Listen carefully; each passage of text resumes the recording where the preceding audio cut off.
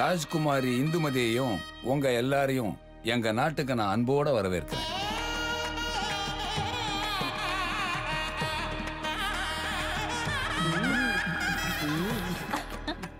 அப்பா உங்களுக்காக அன்பளிப்பு அனுப்பி இருக்காரு.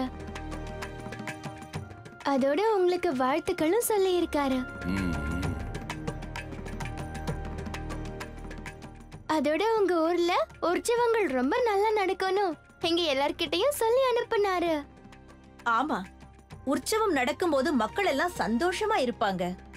இந்த ஊரே பார்க்கிறதுக்கு கோலாகலமா இருக்கும்.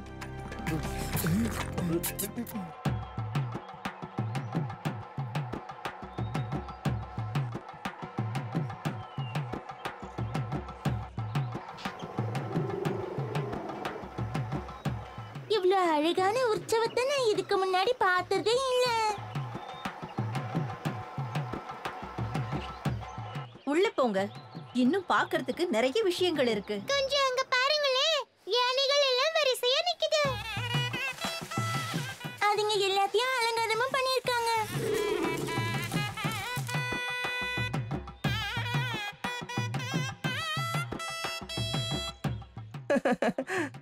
சரி வாங்க, நாமளும் அவங்க கூட போய் சேர்ந்துக்கலாம்.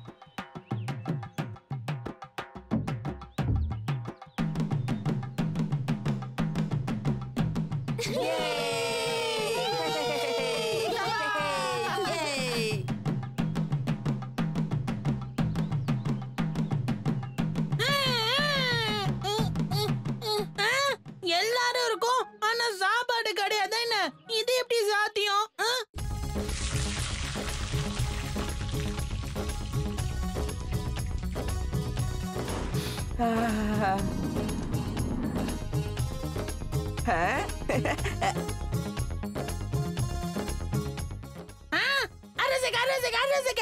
இலையில சாப்பாடா?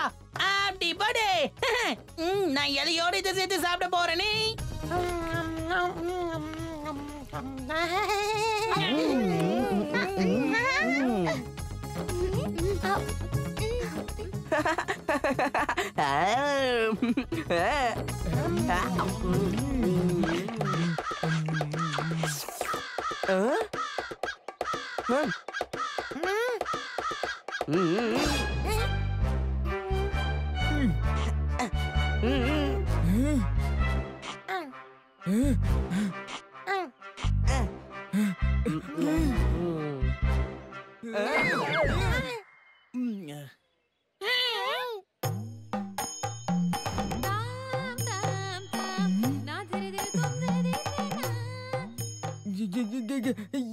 இது என்னது? இதுக்கு பேருதான் கதகளி. இத நடனம்னு சொல்லலாம், நாடகம்னு சொல்லலாம்.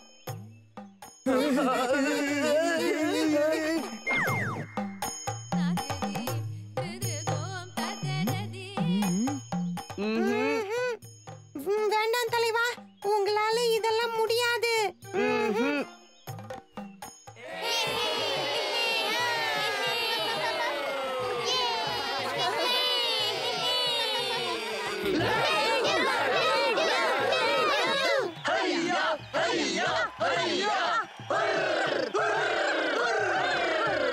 படகு போட்டி இன்னும் கொஞ்ச நேரத்துல ஆரம்பிக்க போகுது.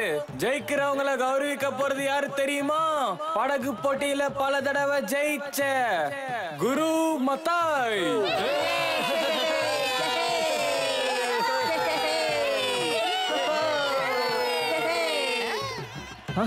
குரு மத்தாய் வந்துட்டாரு.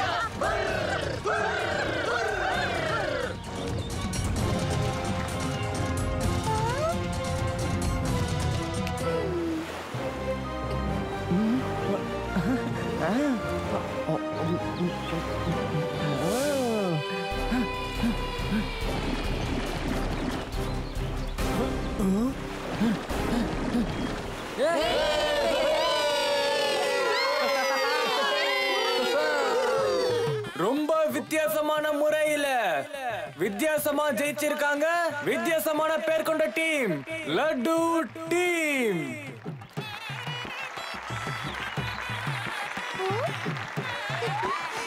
ஃபர்ஸ்ட் டைமா நீங்க கலந்துக்கிட்டாலும் பிரமாதமா ஜெயிச்சிருக்கீங்க.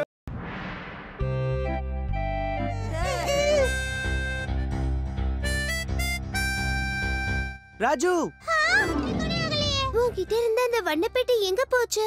என்னது? எந்த வண்ணப்பெட்டி? வேண்டாம், அத கீழே போடு காளியா.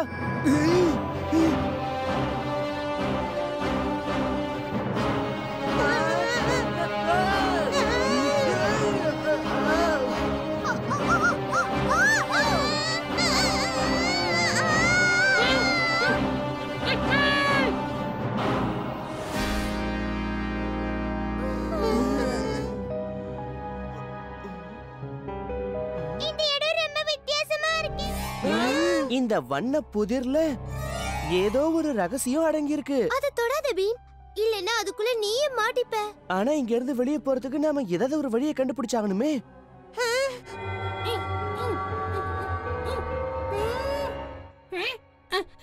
அதோ அங்க ஏதோ ஒண்ணு எனக்கு தெரியுது.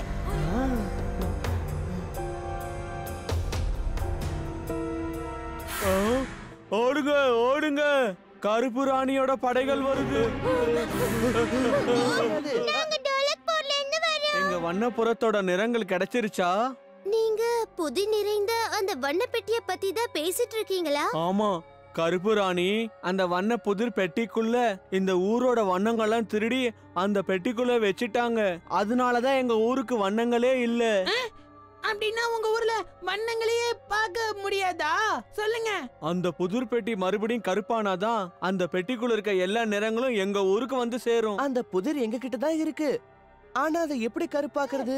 அந்த பெட்டியோட ரகசியமும் நீங்க ஊருக்கு போற வழியும் அந்த கருப்பு ராணி கிட்ட தான் இருக்கு. அந்த கருப்பு ராணி எங்க இருக்காங்க? இங்க அவங்க அரண்மனை மட்டும்தான் வண்ணமயமா இருக்கும். அந்த கருப்பு ராணி இப்ப அங்கதான் இருப்பாங்க. இந்த வழியா போனா நீங்க அங்க போய் சேர்ந்துடலாம். அந்த கருப்பு ராணிக்கு பாடம் புகட்ட வேண்டிய நேரம் வந்தாச்சு.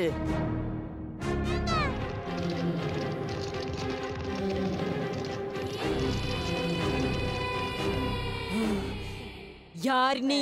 என் பேரு பீம். நாங்க எல்லாரும் டோலக்பூர்ல இருந்து வரோம். வண்ணப்புறத்துக்கு அவங்க வண்ணங்களை திருப்பி கொடுத்துரு. எங்களையும் டோலக்பூருக்கு திருப்பி அனுப்பிடு. இப்போ உங்ககிட்ட இருக்கிற நிறங்களையும் நான் பிடுங்கி என்னோட பெட்டிக்குள்ள அடைச்சு வைக்கட்டுமா சொல்லு?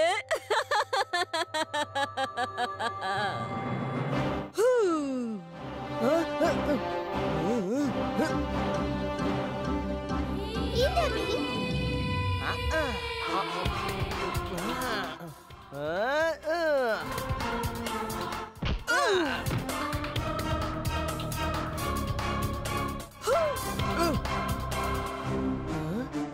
சொக்கி, அந்த புதிர் பெட்டி என்கிட்ட கொடு.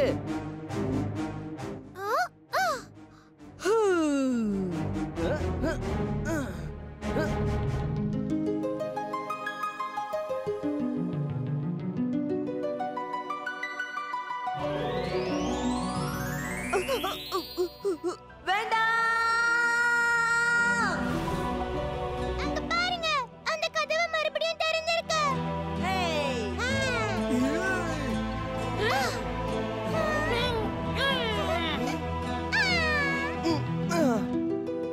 Hey friends, எல்லாரும் கிரிக்கெட் விளையாட வாங்க. நாங்களும் நானும் விளையாட வரேன்.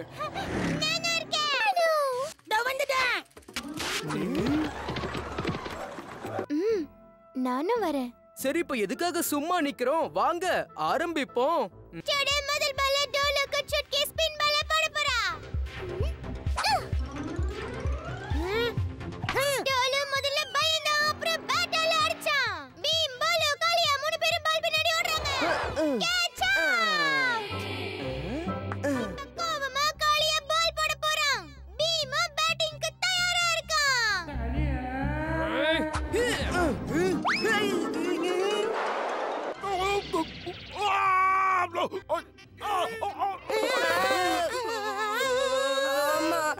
எங்க பால்.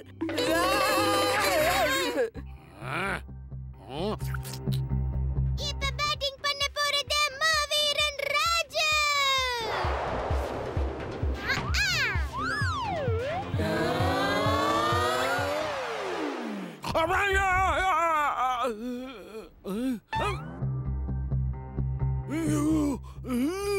இந்த பால இங்க பசங்களே கிடையாது, ஆபத்துகள். எங்களை மன்னிச்சிடுங்க. முதல்ல இங்க இருந்து போங்க. ராஜு தன்னோட திறமையை இப்போ காளியா கிட்ட காட்ட போறான். மறுபடியும் ஆகாயத்துல பறக்குது இப்ப கேம்ப் கிட்ட போகுது. என்ன குட்டி பசங்களா, உங்களுக்கு பால் திரும்ப வேணுமா? எடுத்துட்டு போங்க பார்க்கலாம். பால் என்கிட்ட தான் இருக்கு, அதை நான் மறைச்சு வச்சிருக்கேன்.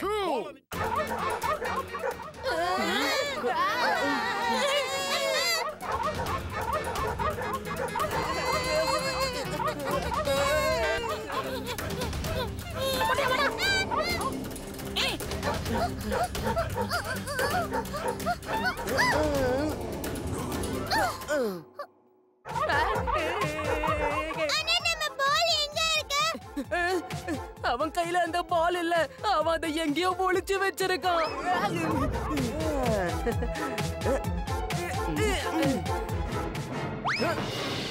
அது இருக்கட்டும், அந்த பொம்மையை பாருங்களேன்.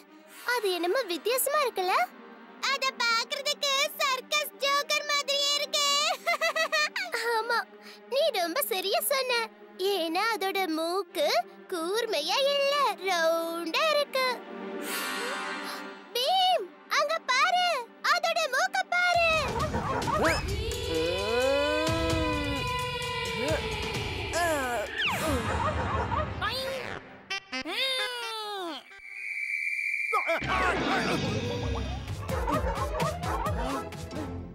இல்ல, இதெல்லாம் அநியாயம். எதுக்காக கத்துறீங்க? வேணும்னா நீங்களும் தாராளமா எங்க கூட வந்து கிரிக்கெட் விளையாடுங்க.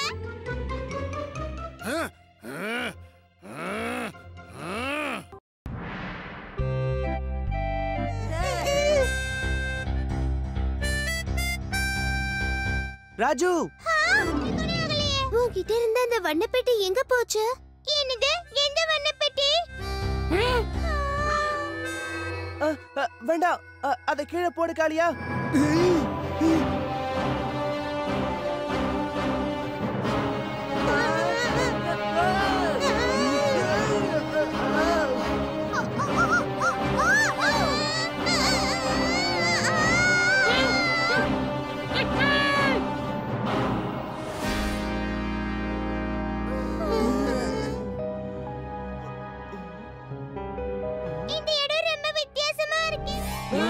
இந்த வண்ண புதிர்ல ஏதோ ஒரு ரகசியம் அடங்கி இருக்கு. அத தொடாத பீம், இல்லனா அதுக்குள்ள நீயே மாட்டிப்ப.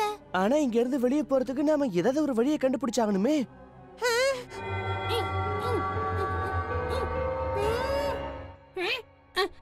அதோ அங்க ஏதோ ஒன்னு எனக்கு தெரியுது.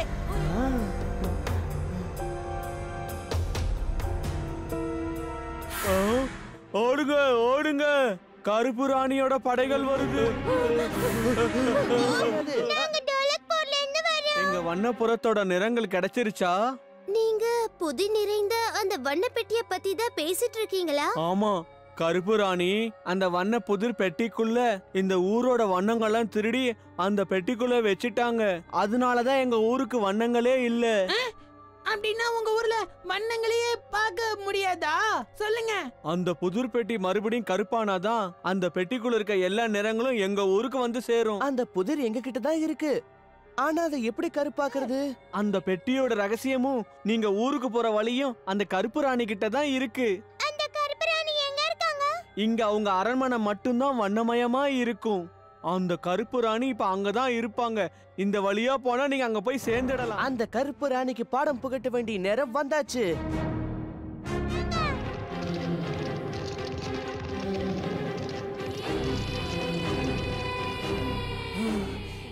யார் நீ? என் பேரு பீம்.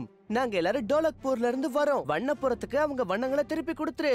எங்களையும் டோலக்பூருக்கு திருப்பி அனுப்பிடு. இப்போ உங்ககிட்ட இருக்கிற நிறங்களையும் நான் பிடுங்கி என்னோட பெட்டிக்குள்ள அடைச்சு வைக்கட்டுமா சொல்லு?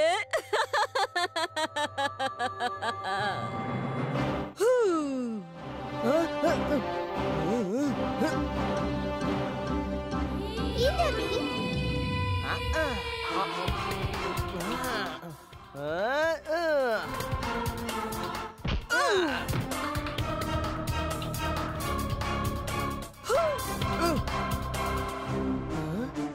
சுட்கி, அந்த புதிர் பெட்டி என்கிட்ட கொடு.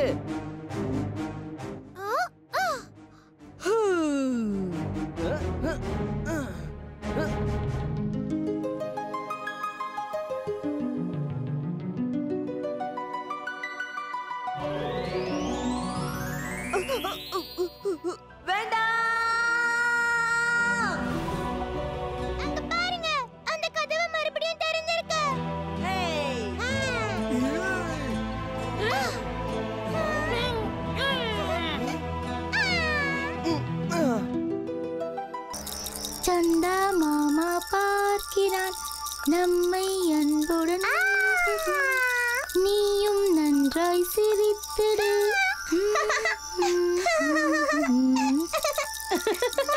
இங்க பாரு, என் கையில என்ன இருக்குன்னு பாரு. அட, நல்லா விளையாடுறோம். என்னாச்சு? அட,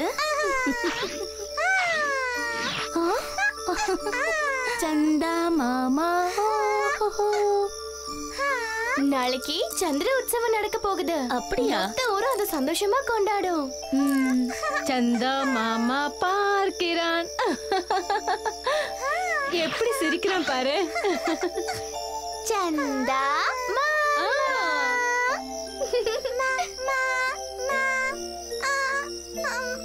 எவ்வளவு அழகா பேசுறான்.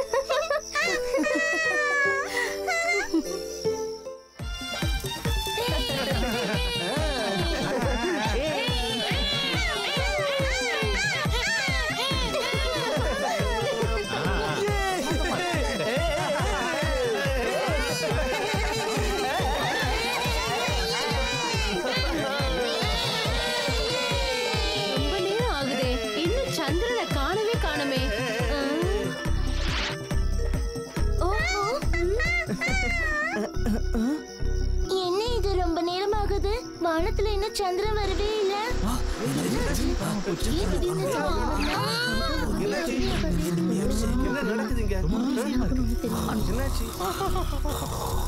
இத்தனை வருஷத்துல இந்த மாதிரி ஒரு தடவை கூட நடந்ததே இல்ல. சந்திர உற்சவம் நடக்கிற இந்த நேரத்துல சந்திரனை பார்க்கவே முடியலையே. எல்லாத்துக்கும் தயாராகுங்க. இங்க கடல் கொள்ளையர்கள் கண்டிப்பா வர வாய்ப்பு இருக்கு. சரிங்க கேப்டன்.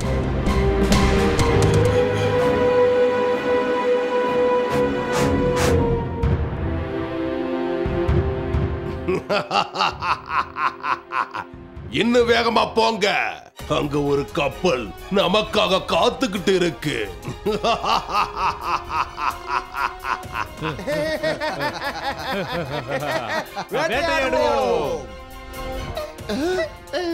இங்க என்ன நடக்குது?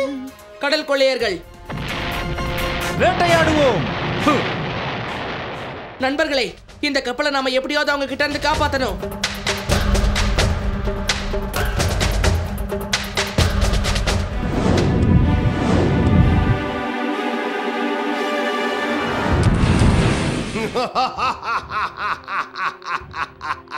அவங்க கதையை முடிச்சிடலாம்.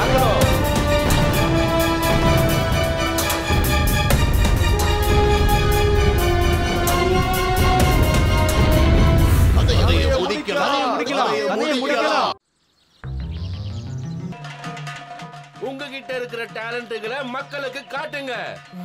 அப்படி காட்டி டோலக்பூர் மக்களை நீங்க தான் மகிழ்விக்கணும். அது சரி, நீங்க ரெண்டு பேரும் என்ன தனியா ரகசியம் பேசிட்டு இருக்கீங்க? நாங்க ரெண்டு பேரும் டேலண்ட் ஷோல என்ன பண்றதுன்னு இப்பவே முடிவெடுத்தாச்சு.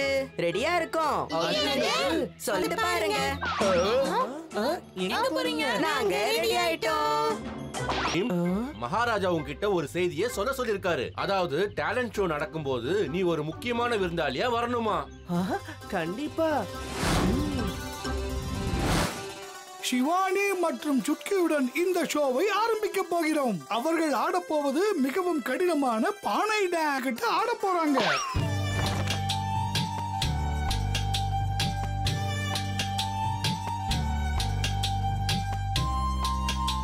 அட, பானைகளை நல்லா ஒட்ட வச்சிருக்காங்கப்பா, அதனாலதான் கீழே விழ மாட்டேங்குது.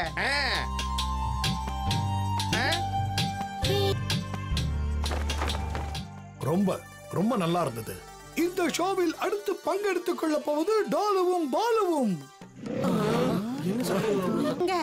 ஏன்னா மிருகங்களை வேட்டையாட காட்டுக்குள்ள வந்துகிட்டு இருந்தாங்க. அதுவும் முக்கியமா புலிய வேட்டையாட ஆசைப்பட்டாங்க. யானைய பிடிச்சிட்டு போக பார்த்தாங்க. புலி சொல்லிச்சு வேட்டையாட ஒருத்தம் வரல, நிறைய பேர் வராங்க. யானை சொல்லிச்சாது நாம 2 பேரும் சேர்ந்து எதிர்க்கணும். வேட்டையாட வந்தவங்கள 2 பேரும் சேர்ந்து விரட்ட. டொலு பொலு, நீங்க புலி மாதிரியா யானை மாதிரியா கத்துனீங்களே, அப்போ உண்மையிலேயே 2 மிருகங்களும் காட்டுல இருந்து இங்க வந்துருச்சுன்னு நினைச்சோம். ரொம்ப நன்றி. இப்போது வரப்போகிறார்கள் ராஜுவும். எனக்கும் தெரியாது.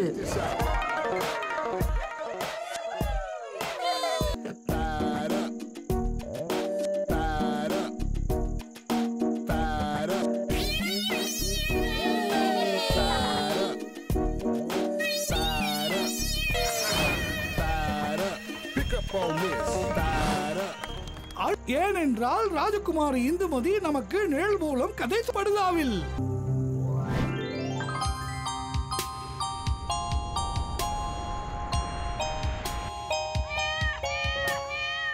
எல்லாரும் கேளுங்க, ஒரு பூனைக்குட்டி பாவம் தொலைஞ்சு போயிடுச்சு.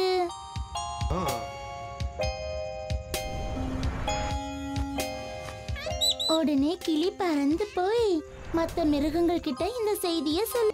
இல்ல, எனக்கு அத பத்தி தெரியாது.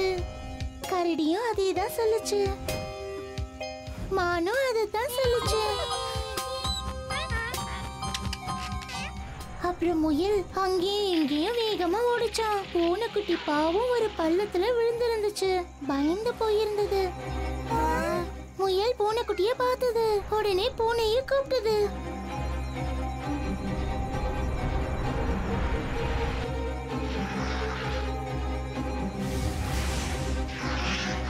பூனை உடனே தன்னோட கையை நீட்டி பூனைக்குட்டிய காப்பாத்திடுச்சு.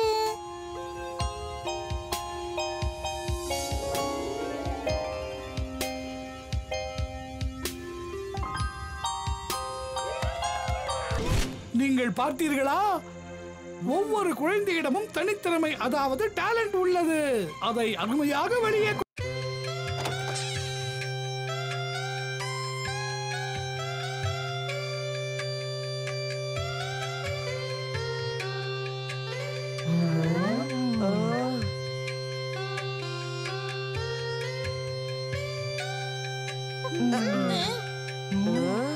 பசங்களா, இன்னி தொட்டு நீங்க எல்லாரும் என்னோட சிஷ்யர்கள். இந்த சேப்பு முண்டை இடுப்புல கட்டுங்கோ.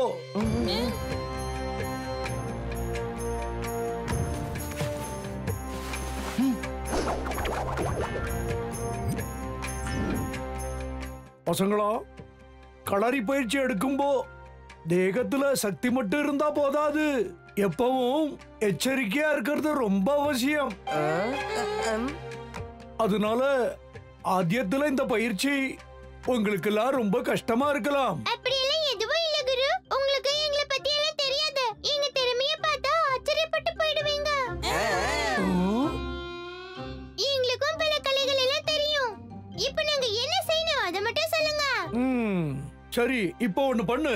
டைவ் அடிச்சு ஒரு கிக் அடி.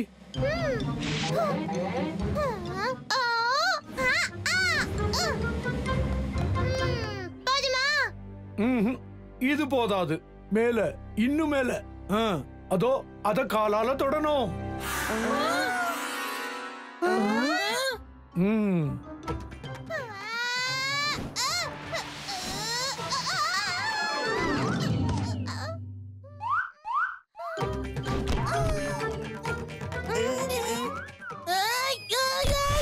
போச்சு போ, இதை என்னால கூட செய்ய முடியல.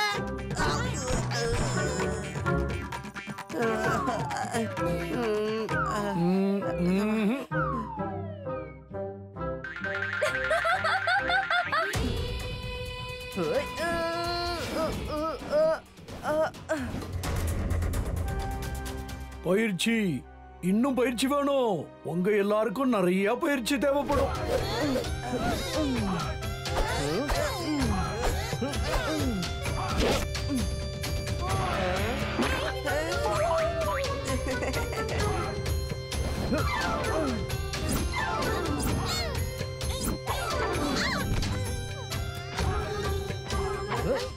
தேகம் இப்படிதான் நல்லா வளைஞ்சு கொடுக்கணும். நீங்க தாவி குதிக்கும் போது கூட உங்க கவனம் தரை மேலேயே இருக்கணும்.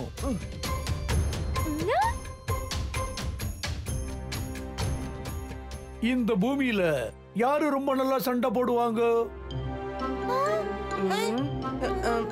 அவங்களுக்கு சண்டை இயற்கையிலேயே தெரிஞ்சிருக்கும். அவங்களுக்கு யாரும் கத்து கொடுக்கறது இல்ல.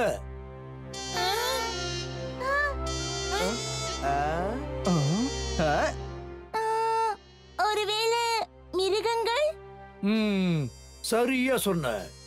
மிருகங்களோட குணங்களை நீங்களும் கத்துக்கணும். நீங்க காட்டு பண்ணி மாதிரி பதுங்க கத்துக்கணும்.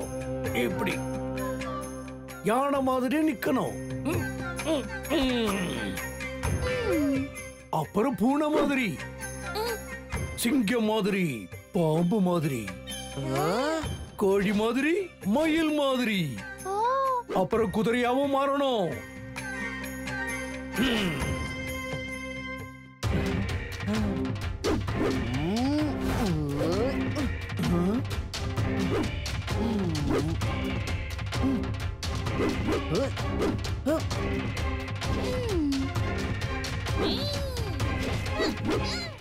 இனிமே நீ ஆயுதங்களை பயன்படுத்த கத்துக்கணும்.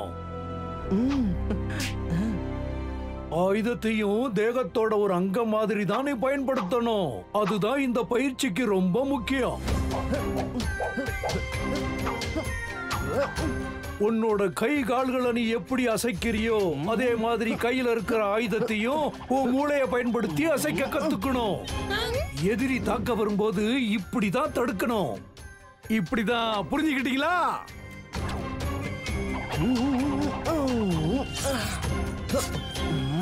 இந்த சாதாரண முண்டு கூட உனக்கு ஒரு ஆயுதமா இருக்கணும்.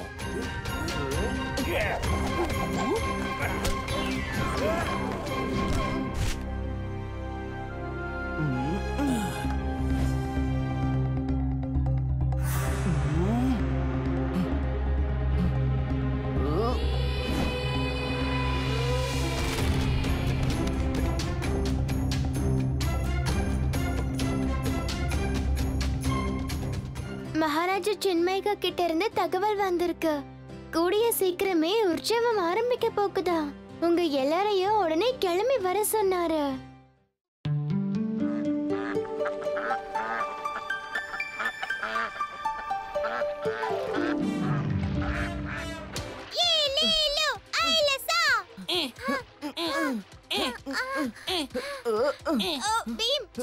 இன்னும் கொஞ்சம் வேகமா போங்க. எப்படியாவது நாம ஜெயிச்சே ஆகணும். ஜெயிக்கிறத பத்தி அப்புறம் யோசிக்கலாம். கொஞ்சம் எட்டி அந்த தலைப்பாக்கட்டு தலையினுங்களை பாருங்க.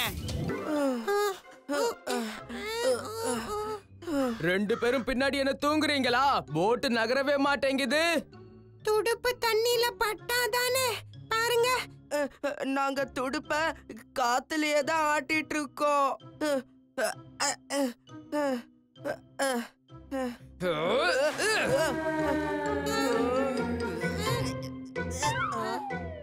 என்னாச்சு? இப்பவும் எதுக்காக தூங்கிக்கிட்டு இருக்கீங்க? சீக்கிரம் ஆரம்பிங்கன்னு சொல்றேன்ல.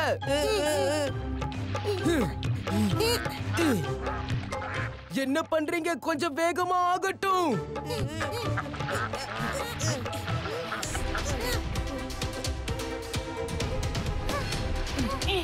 ஃபினிஷிங் லைன் எங்க இருக்கு பீம்? உடைஞ்சு போன பாலத்துக்கு மேல சுக்கி கையில கொடியோட நின்னுட்டு இருக்கா. அதுதான் நம்மோட ஃபினிஷிங் லைன்.